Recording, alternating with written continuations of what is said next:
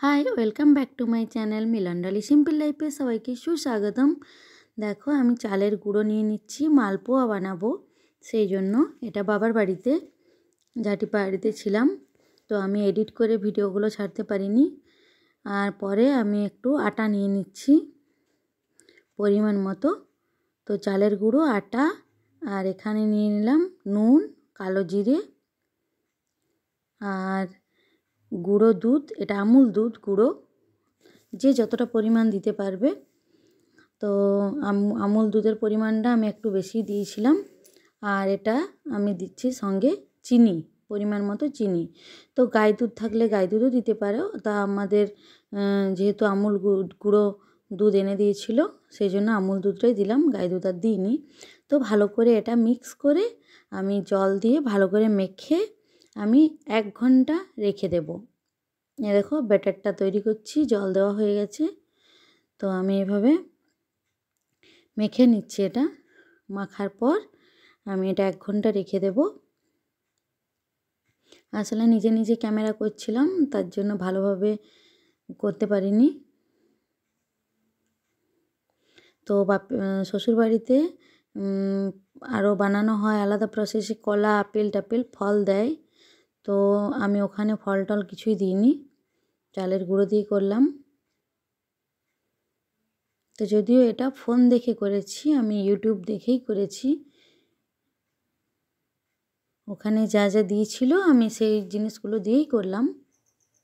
তো এখানে দেখো ব্যাটারটা 1 ঘন্টা রাখার পর আমি গরম তেল করে নিয়েছি। 1 ঘন্টা ব্যাটারটা হওয়ার পর আমি আর একটু ভালো করে এটাকে ফেটিয়ে নেব। তো আমি এটা একটা চামচে করে দেখাচ্ছিলাম কিন্তু আমি হাতে করে এটাকে ফেটিয়ে নিয়েছি। তারপর ভালো করে এটা যত হাতে করে এটা ফেটিয়ে নেবে তত খাস্তা হয়। তো এখানে আমার তেল গরম হয়ে এসেছে, প্রায় তেলটা আমার প্রায় গরম হয়ে এসেছে। এবার আমি ডাবুতে করে দিয়ে দিচ্ছি, যেটা গোল চামচ বা ডাবু হয় এগুলো আমি দিয়ে দিচ্ছি। তো প্রথম আমার কয়েকটা গোল শেপ হয়নি, দেখতে পাচ্ছ কয়েকটা আমার একটু আলাদা মানে লম্বা এরকম হয়ে গেছিলো, কিন্তু খেতে ভীষণ টেস্টফুল হয়েছিল। পরের থেকে আমার সেগুলো গোল গোল হয়েছে। দেখো পরেরগুলো সব গোল গোল হয়েছে। প্রথমে 1-2 বার একটু লম্বা শেপ হয়ে গেছিলো, দেখতে পাচ্ছ কত সুন্দর হয়েছে আর ভীষণ টেস্টি মুচমুচে আর নরম ভেতরটা। তো তোমরাও বাড়িতে এটা বানিয়ে খেতে পারো। তো যদি ভালো লাগে এটা দেখো ট্রাই করে বাড়িতে, দেখতেও খুব সুন্দর লাগছে। দেখো যখন শেষে 1-2 করে ভাজছিলাম তখন ঠিকঠাক ভাজা গেছিলো গোল গোলভাবে। প্রথমে আমি অনেকগুলো দিয়ে ফেলেছিলাম তার জন্য একটু লম্বা টম্বা হয়ে গেছিলো। তো দেখো কত সুন্দর লাগছে দেখতে। তো ঠিক আছে, ভালো লাগলে লাইক কমেন্ট শেয়ার করো আর সাবস্ক্রাইব করে দিও চ্যানেলটি। আজকের মতো টাটা, সকলেই ভালো থেকো।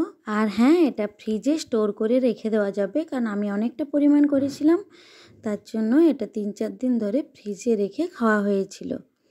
তো ঠিক আছে, আবারও বলছি প্লিজ ভালো লাগলে লাইক কমেন্ট শেয়ার করে দিও আর সাবস্ক্রাইব করে দিও আমার চ্যানেলটি। সকলেই ভালো থেকো বন্ধুরা। আজকের মতো tata, Shubho Makar Sankranti, by.